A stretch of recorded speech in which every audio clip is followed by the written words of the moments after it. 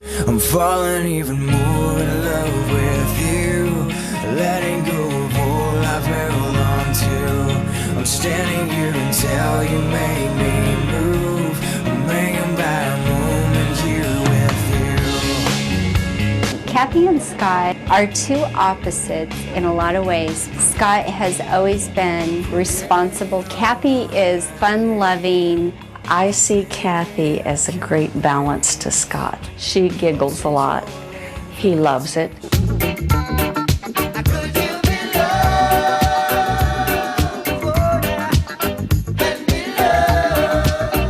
He's the sweetest, kindest man I've ever met in my life. The bond between Kathy and Scott has been so strong. I could see it in their eyes. Scott and I got married in October 2003. When the vows were exchanged, there was tears in both of their eyes. These are two individuals that waited a good many years to find a soulmate. I'm a huge Disney fan. I wore Disney ears. We had all my maids of honor in Disney ears. That just about cracked the place up. Yeah, it was just great. The whole day was something you'll never forget.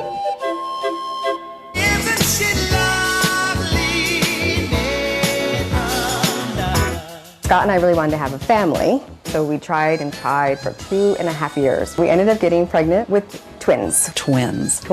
They were really gonna come.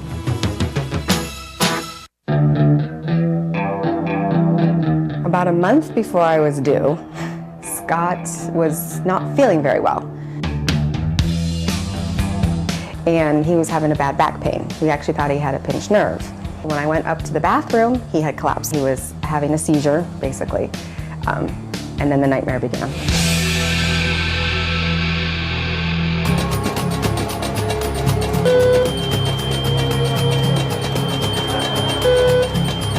Mr. Slade, are you awake? When we got to the emergency room, they didn't know what was wrong with him. Let's get some oxygen on him right away. They thought maybe it was meningitis. We need to get some cultures going and a chest x-ray stat. He was so sick that there were moments when I didn't think I was breathing. The doctor came in that afternoon, January 2nd, and told her that there was less than a 50-50 chance that he would survive. I went home and I prayed to God and I said, what am I gonna do? How am I gonna have these babies without him? We almost lost Scott twice. I just remember waking up and my mom and my sister were there and I was like, God, where did they come from? He had developed severe infections throughout the spine, which resulted in transverse myelitis and has left him at this point a severe quadriplegic. The day that we heard that Scott was paralyzed was a very, very traumatic day. We did an MRI and the doctor brought us into the room.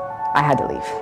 The first thing I thought of was, he'll never hold my hand again.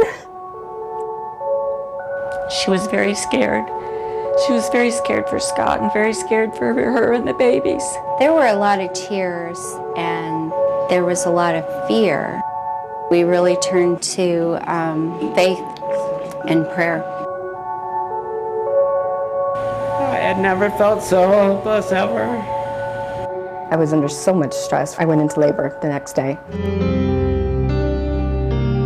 I was so scared. I was so scared that he was going to be mad at me. I was giving birth without him there. To have Kathy giving birth to the two girls and knowing that her husband was in the hospital fighting for his life, it's a really hard feeling. I just laid there and I thought, God, how am I going to do this? Scott was supposed to be there in the delivery room. So Erin went, and pretty soon Erin came out in her gown and yelled, "Whoa, there's two babies!"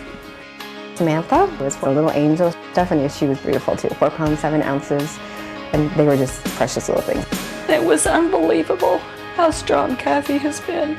We couldn't believe we had such a strong daughter-in-law. If there's anybody that can will, all right, this traumatic moment through, I'm very proud.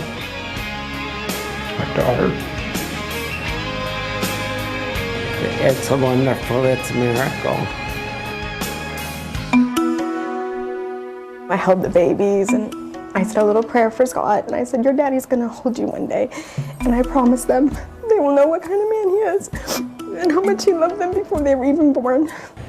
I've never been able to hold my girls. To this day, he hasn't even been able to hold them or kiss them or anything because of his infection. So this one was yesterday, babe. This is Steph. She was sitting on the pink blanket and she kept sliding. Oh, that's great. We have tons of pictures in his room so he can keep up with what the babies are doing. And then this was Samantha yesterday morning, too. We were playing with her on the, you can see she loves that white blanket of ours. Oh, that's great. Can you see it good? Yeah, that's perfect.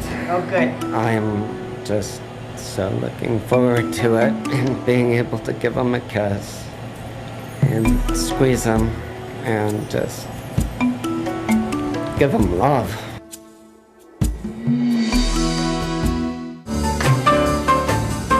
When you have twins, you need an entourage.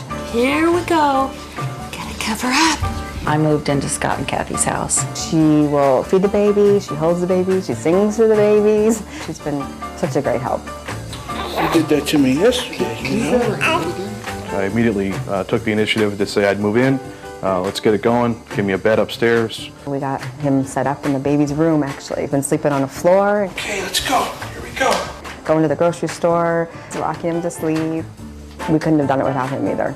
M-I-C-K-E-Y-M-O-U-S-E, Mickey Mouse, Mickey Mouse. My parents have been amazing. They come over all the time. We'll do double tummy time tomorrow, okay? Kathy goes from her job to Scott to the babies. Hi, Sammy, honey. Okay, ready, girls? So this is Stephanie's nose, and these are her cheeks. Ready, Stephanie? Le nez. And these are your cheeks. We're all just bonding together as one big family to get this working. Can you go? Can you keep going? Yeah.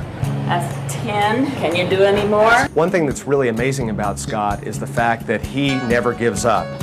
Against all odds, he tries harder than just about any patient I've ever seen. Let's go ahead. Let's try and do another 5. Another maybe. set. Because of all his therapy, he's got a little bit of neck movement again. He's trying to get off the ventilator. He's speaking. He's learning how to swallow, so he'll be able to eat. So he's making really good progress. Every day he works very hard. Even if he's exhausted, he makes himself do it.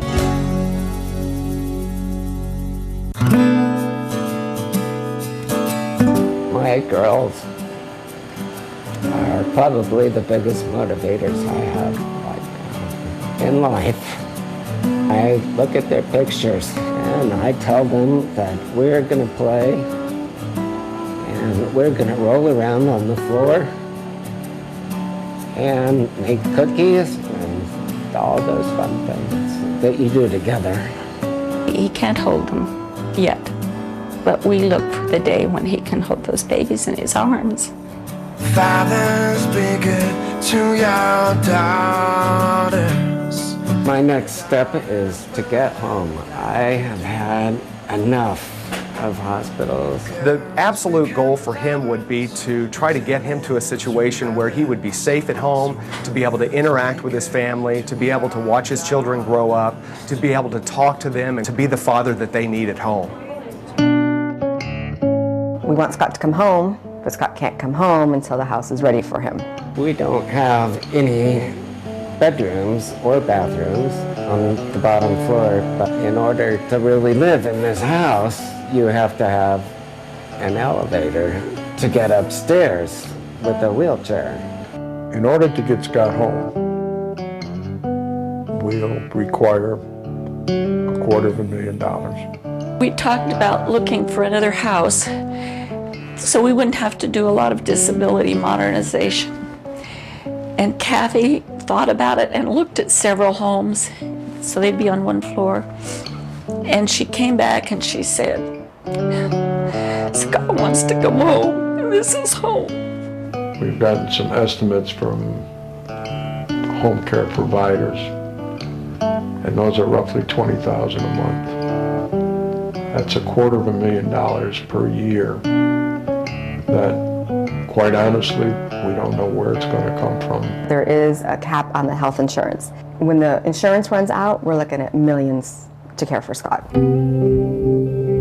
We just want him to come home and be a family with Kathy and the babies. We are going to get Scott home. Scott will come home. Giving up is never going to be the case for any of us. Scott has a huge drive to get home. Man, do I want to go home. With